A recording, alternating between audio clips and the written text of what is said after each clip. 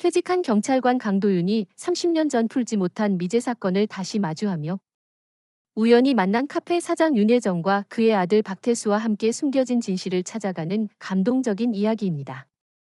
과거의 상처와 현재의 만남이 어우러져 늦은 정의가 실현되는 휴먼 드라마입니다. 구독과 좋아요는 영상을 만드는데 큰 힘이 됩니다.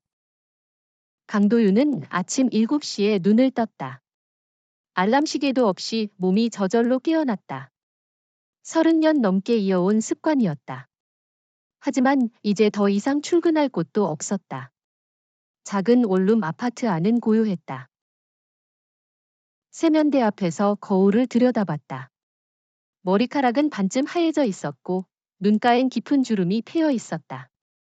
경찰 생활 30년의 흔적이 그대로 새겨져 있었다. 또 하루가 시작되는구나. 강도윤은 작게 중얼거렸다. 간단히 세수를 마치고 부엌으로 향했다. 냉장고 안엔 계란 2개와 우유 1팩, 그리고 며칠 된 반찬 몇 가지만 덩그러니 있었다. 혼자 사는 노인의 냉장고는 언제나 이렇게 휑했다. 계란 후라이를 만들어 밥과 함께 먹었다. 맛이 없었다. 아니, 맛을 느낄 여유가 없었다. 머릿속은 온통 공허함으로 가득했다. 이제 뭘 하며 살아야 하나. 식사를 마치고 거실로 나왔다. 텔레비전을 켜봤지만 재미있는 프로그램은 없었다. 아침 뉴스에선 요즘 젊은이들의 범죄 이야기가 나왔다.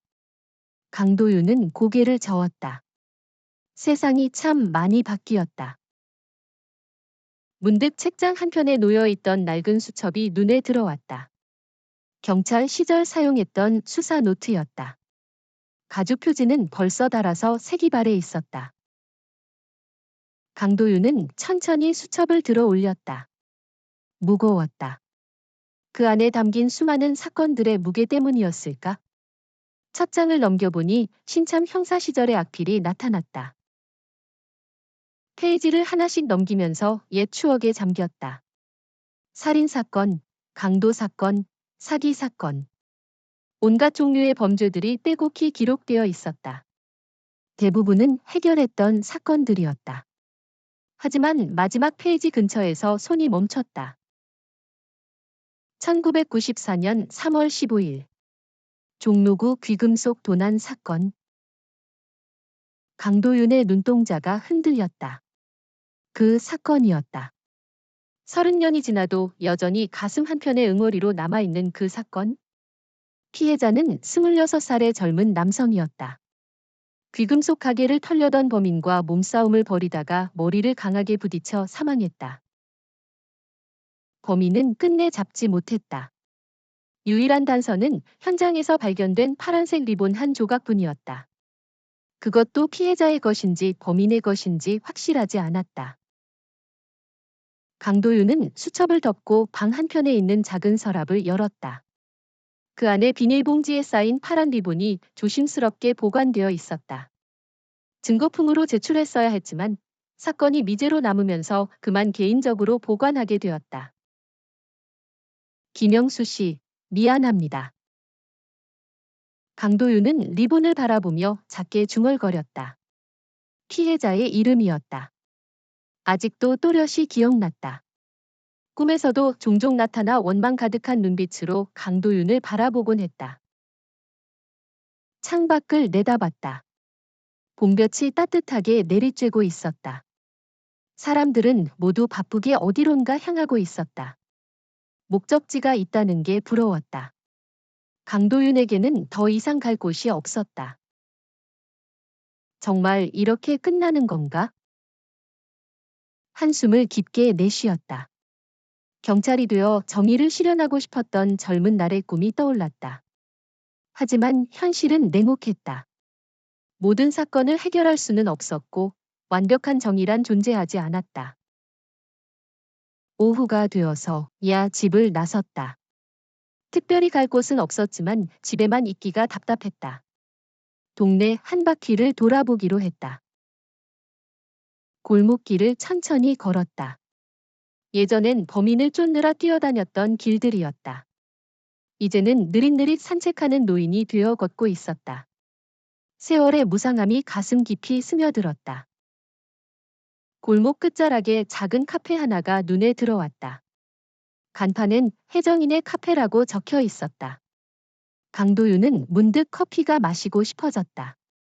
집에서 마시는 인스턴트 커피 말고 제대로 된 커피 말이다. 문을 밀고 들어서자 따뜻한 공기가 얼굴을 감쌌다. 카페 안은 아늑했다. 오래된 나무 테이블 몇 개와 빈티지한 소품들이 정겨운 분위기를 만들어내고 있었다. 어서 오세요. 카운터 뒤에서 목소리가 들려왔다. 50대 중반쯤 보이는 여성이 밝게 미소 지으며 인사했다. 단정하게 빗어 올린 머리카락과 깔끔한 앞치마가 인상적이었다. 강도윤은 그녀를 보는 순간 묘한 기분이 들었다. 어디선가 본 듯한 느낌이었다. 하지만 도무지 언제 어디서 만났는지 기억이 나지 않았다. 아메리카노 한 잔 주세요. 네, 잠시만 기다리세요. 여성은 능숙한 손놀림으로 커피를 내리기 시작했다. 강도윤은 자리에 앉아 카페 안을 둘러봤다. 벽면 곳곳에 오래된 사진들과 장식품들이 걸려 있었다. 그때 한쪽 벽에 걸린 리본 장식이 시선을 사로잡았다. 여러 색깔의 리본들이 예쁘게 묶여 있었는데 그 중에 파란색 리본 하나가 유독 눈에 띄었다. 강도윤의 가슴이 두근거리기 시작했다. 혹시 저 리본들은? 아, 그것들요? 제가 모아둔 거예요. 예쁜 걸 보면 그냥 지나치지 못하는 성격이라서요. 여성이 커피를 가져오며 대답했다. 강도윤은 리본을 바라보며 복잡한 생각에 잠겼다. 설마 그 리본이 자신이 보관하고 있는 것과 관련이 있을까? 저는 윤혜정이라고 합니다. 이 카페 사장이에요. 강도윤입니다. 근처에 살고 있어요. 아, 그러시구나. 자주 놀러 오세요. 혼자 있으면 심심하거든요. 윤혜정의 미소는 따뜻했다. 하지만 강도윤은 그 미소 뒤에 숨겨진 무언가를 느꼈다. 오랜 경찰 생활로 기른 직감이었다. 사람들은 모두 비밀을 하나씩 가지고 살아간다. 윤혜정도 예외는 아닐 것이다. 커피를 한 모금 마셨다. 맛있었다. 집에서 마시던 인스턴트와는 차원이 달랐다. 진짜 원두의 깊고 풍부한 맛이 입안 가득 퍼졌다. 맛있네요. 감사해요. 원두를 직접 로스팅해서 그래요? 직접요? 대단하시네. 별일 아니에요. 시간이 많거든요. 윤혜정은 다시 카운터로 돌아갔다. 강도윤은 그녀의 뒷모습을 바라봤다. 어딘가 쓸쓸해 보였다. 혼자서 카페를 운영하는 것도 쉽지 않을 텐데. 창밖을 내다봤다.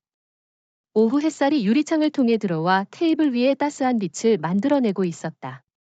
이런 평온한 시간이 언제 있었나 싶었다. 손님은 뭐 하시는 분이세요? 윤혜정이 다른 테이블을 닦으며 물었다. 경찰을 했었는데 얼마 전에 퇴직했어요. 아, 그러시구나. 그럼 이 동네 사정을 잘 아시겠네요? 네, 30년을 이 일대에서 근무했거든요. 윤혜정의 손놀림이 잠시 멈췄다. 강도윤은 그것을 놓치지 않았다. 무언가 반응하는 게 분명했다. 30년이라니 정말 오래 하셨네요. 그러게요. 이제 와서 보니 시간이 참 빨리 간 것 같아요. 다시 리본 장식을 바라봤다. 파란 리본이 살짝 바람에 흔들리고 있었다. 혹시 이것이 우연의 일치일까? 아니면 어떤 의미가 있는 걸까? 강도윤은 커피를 다 마시고 일어섰다. 계산을 하면서 윤혜정을 다시 한번 자세히 봤다. 여전히 어디선가 본 듯한 느낌이 들었다. 또 올게요. 네, 언제든 오세요. 카페를 나서면서 뒤돌아봤다. 윤혜정이 창가에서 강도윤을 바라보고 있었다. 그 눈빛이 마음에 걸렸다. 사흘 후 강도윤은 다시 혜정이네 카페를 찾았다. 이상하게도 이곳이 마음에 들었다. 집에서 혼자 시간을 보내는 것보다 훨씬 나았다. 문을 열고 들어서는데 낯선 목소리가 들려왔다. 어머니, 그런 식으로 하시면 안 돼요. 장부 정리를 제대로 해야 세무서에서 뭐라고 안 하죠? 젊은 남성의 목소리였다. 카운터 앞에 30대 초반 정도로 보이는 남자가 서 있었다. 깔끔한 정장 차림에 반듯한 인상을 하고 있었다. 태수야, 그런 복잡한 건 엄마가 어떻게 알겠니? 윤혜정이 조금 당황한 표정으로 대답했다. 그제서야 강도윤은 깨달았다. 저 남자가 윤혜정의 아들인 모양이었다. 어서 오세요. 윤혜정이 강도윤을 보고 반갑게 인사했다. 젊은 남자도 고개를 돌려 강도윤을 봤다. 날카로운 눈빛이었다. 아, 태수야. 이분은 강도윤 씨라고 근처에 사시는 분이야? 안녕하세요. 박태수입니다. 박태수는 정중하게 인사했지만 어딘가 경계하는 느낌이 들었다. 강도윤은 그의 반응이 흥미로웠다. 강도윤입니다. 아드님이시군요. 네, 변호사 일을 하고 있습니다. 변호사요? 대단하시네. 강도윤은 자리에 앉았다. 박태수는 어머니와 계속 장부 이야기를 하고 있었다. 꼼꼼하고 책임감 있는 성격으로 보였다. 태수 씨, 혹시 어떤 분야 변호사세요? 주로 형사 사건을 다룹니다. 아, 그렇군요. 저도 경찰 일을 했어서 그런 분야에 관심이 많거든요. 박태수의 눈빛이 더욱 날카로워졌다. 경찰이라는 말을 듣자 명백히 경계심을 드러냈다. 어느 서에서 근무하셨나요? 종로서요. 30년간 근무했습니다. 그러시군요. 박태수는 짧게 대답하고 다시 어머니와 대화를 이어갔다. 강도윤은 그의 태도가 신경 쓰였다. 왜 경찰에 대해 그렇게 경계하는 걸까? 윤혜정이 커피를 가져왔다. 태수는 어릴 때부터 정의감이 강했어요. 불의를 보면 참지 못하는 성격이라서. 좋은 일이죠. 요즘 젊은이들 중에 그런 사람 드물어요. 강도윤이 말하자 박태수가 다시 그를 봤다. 이번엔 조금 다른 표정이었다. 호기심이 섞인 눈빛이었다. 혹시 종로서에서 어떤 사건들을 담당하셨나요? 온갖 사건 다 했죠. 살인, 강도, 사기. 이 동네에서 일어나는 일은 거의 다 봤어요. 박태수는 뭔가 말하려다가 입을 다물었다. 그러더니 시계를 봤다. 어머니, 저 가봐야 해요. 약속이 있거든요. 벌써? 밥은 먹고 가렴. 다음에 먹을게요. 장부 정리 꼭 하세요. 박태수는 서둘러 가방을 챙겼다. 나가면서 강도윤에게 다시 한번 인사했다. 그럼 안녕히 계세요. 네, 또 뵙겠습니다. 박태수가 나간 후 카페 안이 조용해졌다. 윤혜정이 한숨을 쉬며 앉았다. 아들이 너무 바빠서 걱정이에요. 늘 일에만 매달려 있거든요. 변호사 일이 바쁘죠. 그런데 어릴 때부터 그랬어요. 뭔가에 꽂히면 끝까지 파고드는 성격이라서. 강도윤은 고개를 끄덕였다. 하지만 마음 한편으론 박태수의 반응이 계속 신경 쓰였다. 경찰이라는 말을 들었을 때의 그 표정. 분명 무언가 있었다. 혹시 태수 씨가 경찰에 대해 안 좋은 감정이라도 있나요? 윤혜정의 얼굴이 순간 굳어졌다. 그러더니 억지로 웃음을 지었다. 아니에요. 그냥 낯선 분이라서 그런 거예요. 하지만 강도윤은 확신했다. 분명 뭔가 숨기고 있는 게 있다. 오랜 수사 경험이 그렇게 말하고 있었다.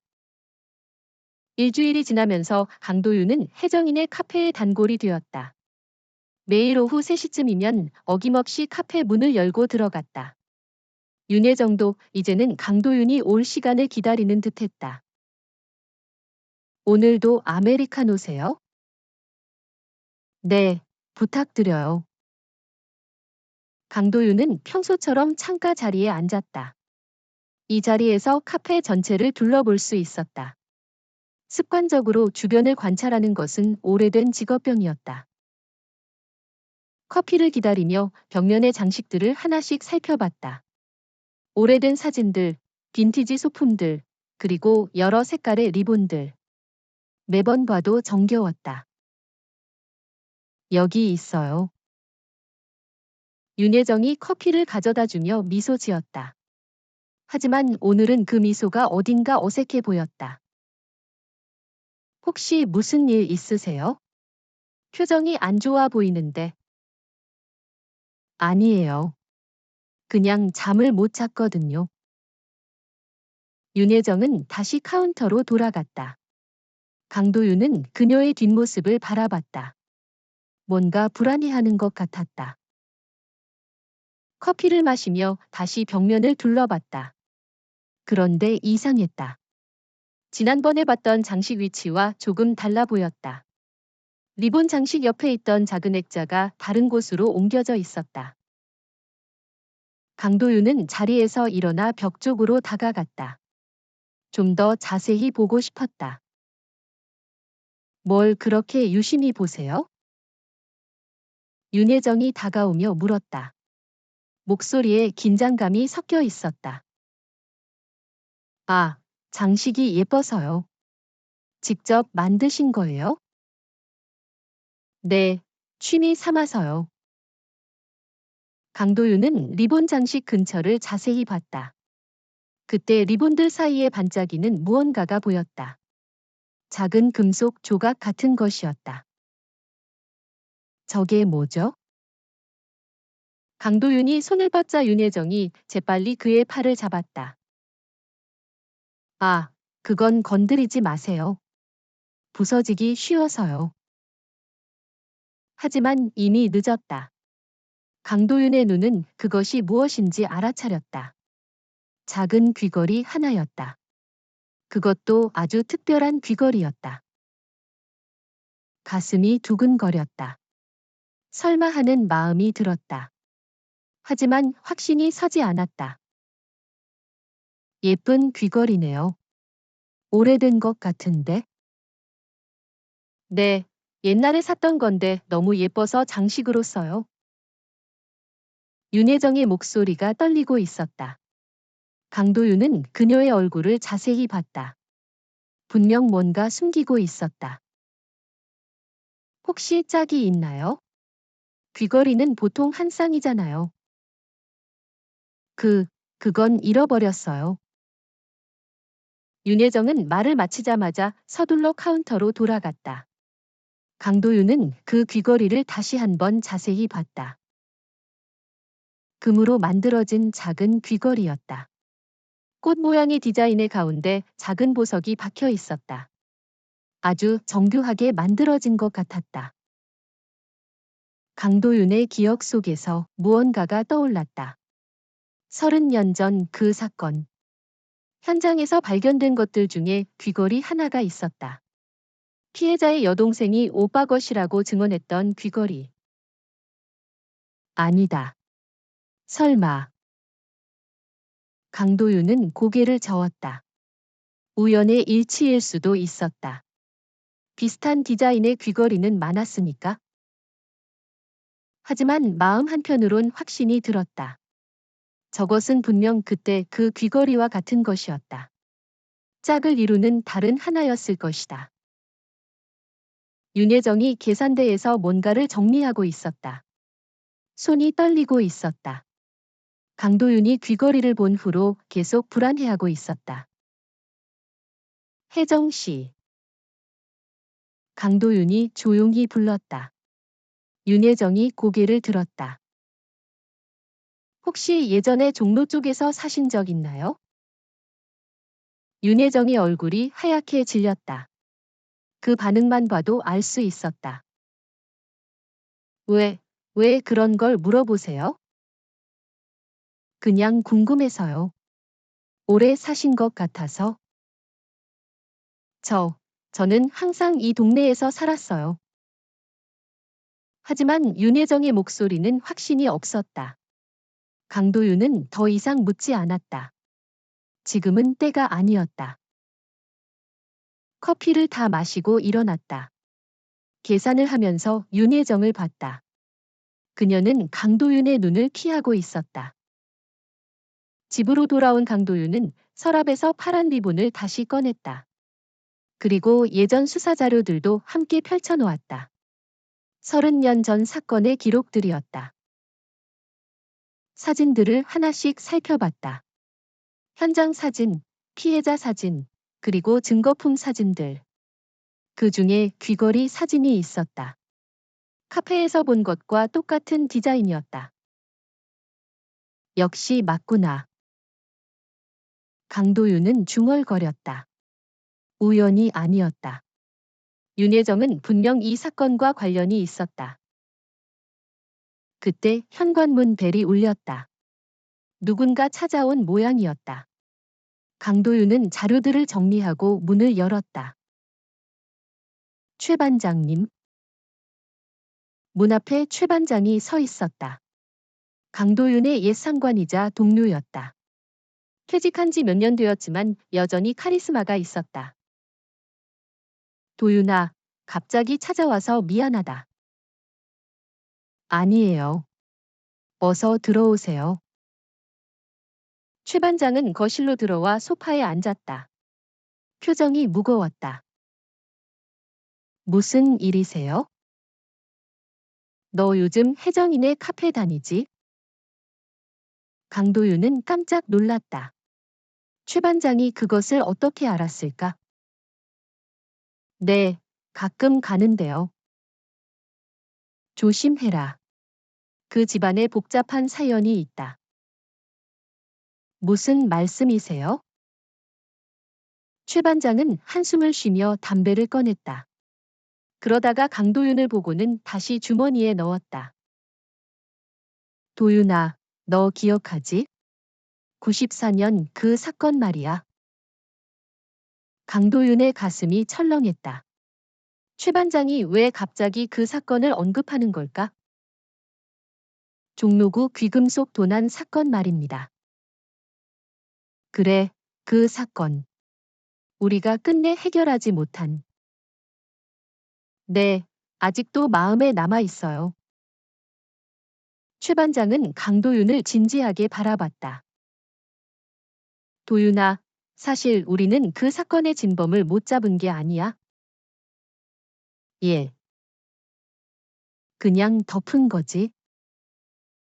강도윤은 믿을 수 없다는 표정을 지었다. 사건을 덮었다니 무슨 말인지 이해가 안 됐다. 반장님, 무슨 말씀이세요? 당시 진범은 알고 있었어. 하지만 잡을 수 없었지. 왜요? 최 반장은 오랫동안 침묵했다. 그러더니 무거운 목소리로 말을 이어갔다. 정치적인 문제가 있었어. 윗선에서 압력이 들어왔지.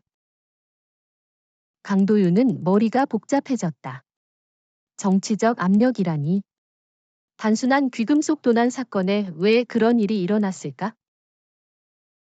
그럼 피해자는? 김영수. 불쌍한 놈이지. 억울하게 죽었는데 범인도 못 잡고. 그런데 왜 갑자기 이런 말씀을? 최 반장이 강도윤을 똑바로 봤다. 윤혜정이 그 사건의 피해자 가족이야. 강도윤은 충격을 받았다. 윤혜정이 피해자 가족이라니. 김영수의 누나였어. 그때 28살이었지. 그럼 지금? 그래, 지금 56살이니까 나이가 맞아. 강도윤은 온몸에 소름이 돋았다. 그래서 윤혜정이 그렇게 자신을 경계했던 것이다.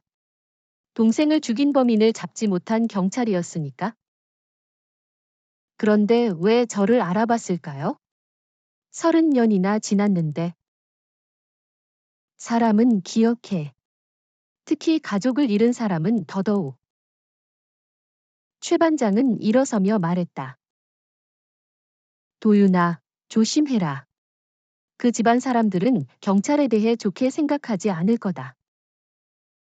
박태수도? 그 놈은 더더욱 조심해야 해. 변호사라면서 정의감도 넘치고.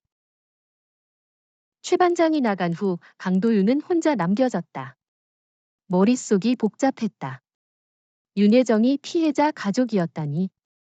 그리고 사건이 덮어졌다니. 파란 리본을 다시 봤다. 이제 모든 것이 연결되기 시작했다. 카페의 귀걸이, 윤혜정의 반응, 박태수의 경계심. 김영수 씨, 정말 미안합니다. 강도윤은 피해자의 사진을 바라보며 중얼거렸다. 30년이 지났지만 이제라도 진실을 밝혀야 했다. 다음 날 강도윤은 평소보다 일찍 카페를 찾았다. 마음의 준비를 하고 갔지만 여전히 떨렸다. 윤혜정과 어떤 대화를 나눠야 할지 확신이 서지 않았다. 카페 문을 열고 들어서자 윤혜정이 카운터에서 고개를 들었다.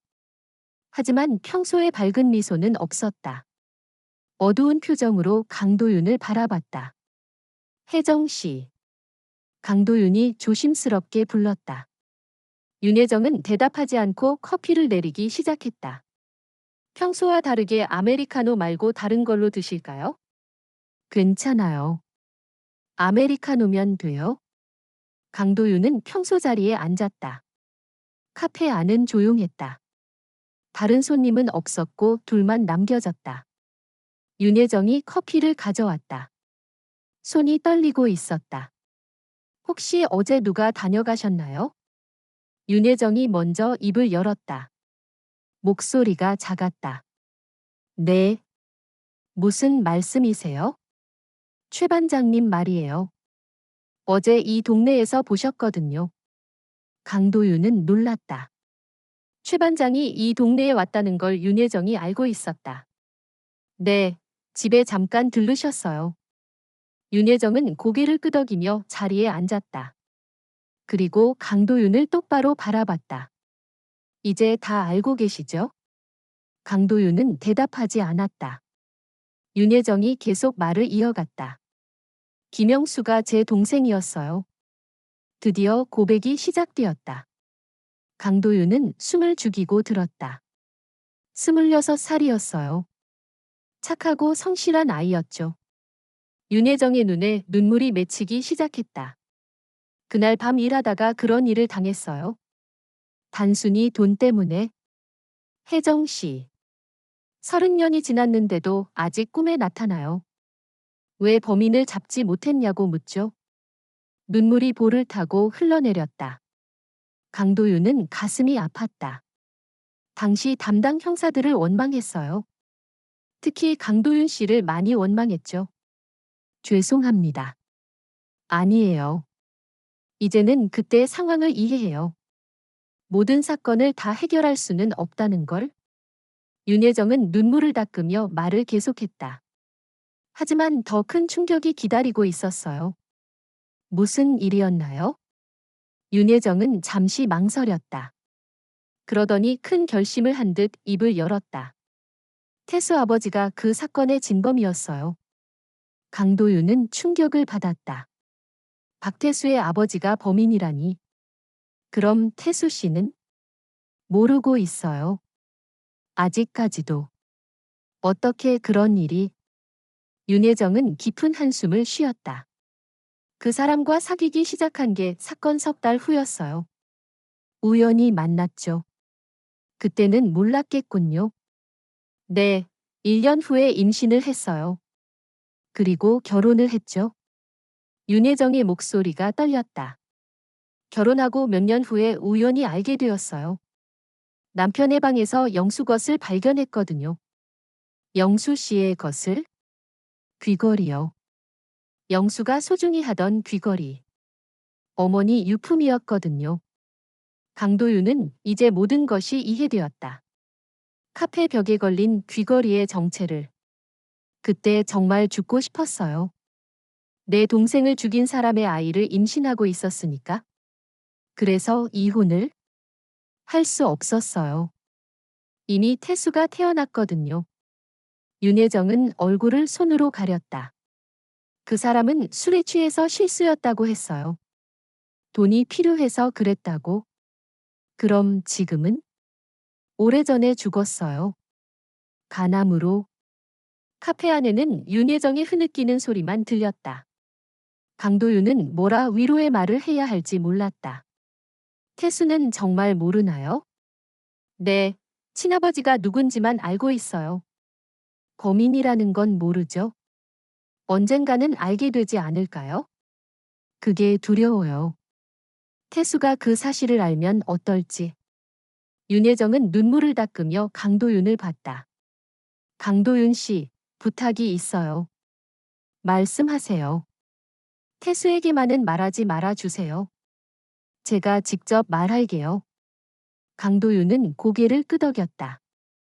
하지만 마음은 복잡했다. 진실은 언젠가 밝혀져야 하는 것 아닐까? 며칠 후 강도윤은 우연히 박태수를 길에서 만났다. 태수는 서류 가방을 들고 바삐 걸어가고 있었다. 태수 씨. 아, 강도윤 씨, 안녕하세요. 박태수는 인사를 했지만 여전히 어색한 기색이 역력했다.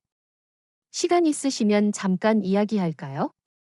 죄송하지만 급한 일이 있어서. 박태수는 거절하려 했지만 강도윤의 진지한 표정을 보고 멈춰 섰다. 중요한 이야기입니다. 그럼 잠깐만. 둘은 근처 공원 벤치에 앉았다. 박태수는 불안한 표정으로 강도윤을 바라봤다. 혹시 어머니와 무슨 일이라도? 직접적으로는 아니지만 관련된 일이에요.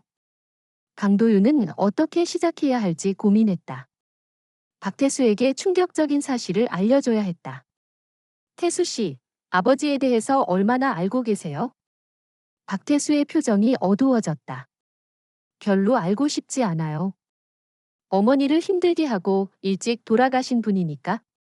그것 외에는 더 알 필요 없다고 생각해요. 하지만 박태수의 표정에서 뭔가 숨기고 있다는 게 느껴졌다. 강도윤은 조심스럽게 말을 꺼냈다. 사실 제가 아버님에 대해서 아는 게 있어요. 박태수가 강도윤을 날카롭게 봤다. 무슨 말씀이세요? 94년에 일어난 종로구 귀금속 도난 사건 기억하세요? 박태수의 얼굴이 하얗게 변했다. 그 반응을 보고 강도윤은 깨달았다. 박태수도 뭔가 알고 있었다. 혹시 알고 계셨나요? 박태수는 한동안 말이 없었다. 그러더니 고개를 끄덕였다. 며칠 전에 알게 됐어요. 어떻게요? 아버지 유품을 정리하다가 발견했어요. 신문 스크랩과 일기장을. 박태수의 목소리가 떨렸다. 일기에 모든 게 적혀 있었어요. 그날 밤에 무슨 일이 있었는지. 그럼 어머님한테는? 못 말하겠어요. 어머니가 얼마나 힘들어할지. 강도윤은 박태수가 이미 진실을 알고 있었다는 사실에 놀랐다. 그런데 더 충격적인 건 박태수가 강도윤을 봤다. 피해자가 어머니의 동생이었다는 거예요. 알고 계셨군요. 네, 일기에 그것도 적혀 있었어요. 아버지가 얼마나 죄책감에 시달렸는지. 박태수는 고개를 감쌌다. 제가 피해자의 조카이자 가해자의 아들인 거죠. 태수 씨. 정의를 실현하겠다고 변호사가 됐는데 정작 제 아버지가 범인이었다니. 박태수의 목소리에는 절망이 섞여 있었다. 그래서 어떻게 하실 건가요? 박태수는 오랫동안 생각에 잠겼다. 그러더니 결연한 표정을 지었다. 진실을 밝혀야죠. 어머님은 어떻게? 어머니와 함께 할 거예요. 이제 더 이상 숨길 수는 없어요. 강도윤은 박태수의 각오가 느껴졌다. 쉬운 일이 아닐 텐데. 알아요. 하지만 김영수 씨를 위해서라도 해야 해요. 박태수는 자리에서 일어섰다. 강도윤 씨, 도와주시겠어요? 물론입니다. 그럼 내일 어머니와 함께 만나요. 모든 걸 털어놓고 이야기해 봅시다. 박태수가 떠난 후 강도윤은 혼자 벤치에 앉아 있었다. 드디어 진실이 밝혀질 때가 온 것 같았다. 30년 만에. 이튿날 오후 카페에는 세 사람이 모여 앉았다. 강도윤, 윤혜정, 그리고 박태수였다. 문은 일찍 닫았고 CLOSED 간판이 걸려 있었다. 윤혜정은 붉게 부은 눈으로 아들을 바라봤다. 박태수가 모든 걸 안다고 했을 때 얼마나 충격을 받았는지 모른다. 어머니, 이제 모든 걸 정리해야 해요. 박태수가 먼저 입을 열었다. 목소리는 침착했지만 손은 떨리고 있었다. 태수야, 너무 힘들지 않겠니? 괜찮아요. 오히려 이제야 속이 시원해요. 강도윤은 두 사람의 대화를 조용히 들었다. 가족 간의 대화에 끼어들기가 조심스러웠다. 강도윤 씨. 윤혜정이 강도윤을 불렀다. 네. 정말 감사해요. 30년 만에 이렇게 다시 만나게 된 것도 운명인 것 같아요. 저야말로 죄송합니다. 그때 제대로 수사하지 못해서. 아니에요. 이제는 모든 게 이해돼요. 박태수가 가방에서 낡은 일기장을 꺼냈다. 이게 아버지가 남긴 일기예요. 그날의 일이 자세히 적혀 있어요. 강도윤이 일기장을 받아들었다. 페이지를 넘기며 읽어봤다. 오늘 끔찍한 일을 저질렀다. 돈이 너무 필요해서 귀금속 가게에 들어갔는데 젊은 남자가 나를 막았다. 순간 화가 나서 밀쳤는데 그만 넘어져서 머리를 부딪혔다. 죽을 줄은 몰랐다. 강도윤은 계속 읽어나갔다. 그 남자의 누나를 만났다. 혜정이라는 여자다. 너무 죄스럽다. 내가 그의 동생을 죽였는데. 일기는 죄책감으로 가득했다. 윤혜정과 결혼한 후의 심정도 솔직하게 적혀 있었다. 이걸 보니 확실해지는군요. 강도윤이 일기장을 덮으며 말했다. 이제 어떻게 하죠? 윤혜정이 물었다. 김영수 씨의 명예를 회복시켜야 해요. 박태수가 대답했다. 어떻게요? 경찰서에 자수하는 거예요. 물론 아버지는 돌아가셨지만 진실만이라도 밝혀야죠. 강도윤은 박태수의 결심에 감동했다. 쉬운 결정이 아닐 텐데. 변호사로서 그리고 김영수 씨의 조카로서 당연한 일이에요. 사흘 후 세 사람은 함께 종로경찰서를 찾았다. 박태수는 아버지의 일기장과 함께 자수했다. 비록 범인은 이미 세상을 떠났지만 공식적으로 사건이 해결되었다. 언론에서도 이 사건을 크게 보도했다. 30년 만에 밝혀진 미제 사건이라는 제목으로 기사가 나갔다. 김영수의 묘소에는 세 사람이 함께 찾아갔다. 윤혜정은 동생 앞에서 눈물을 흘리며 말했다. 영수야, 이제야 너의 억울함을 풀어줄 수 있을 것 같아. 박태수도 무릎을 꿇고 절했다.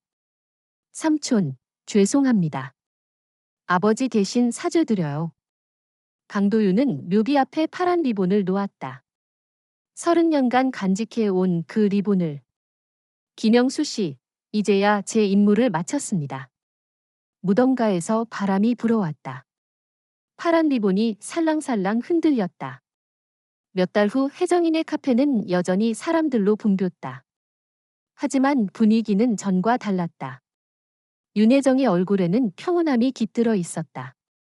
강도윤은 여전히 단골 손님이었다. 박태수도 종종 들러서 어머니를 도왔다. 강도윤 씨. 윤혜정이 커피를 가져오며 말했다. 네. 정말 감사해요. 덕분에 마음의 짐을 내려놓을 수 있었어요. 저야말로 고마워요. 퇴직 후 목적 없이 살았는데 덕분에 마지막 임무를 완수했어요. 창가에는 여전히 파란 리본이 걸려 있었다. 이제는 더 이상 증거품이 아니라 기억의 상징이었다. 바람에 살랑이는 리본을 보며 강도윤은 생각했다. 늦었지만 정의는 실현되었다. 그리고 상처받은 사람들은 치유되었다. 그것만으로도 충분했다.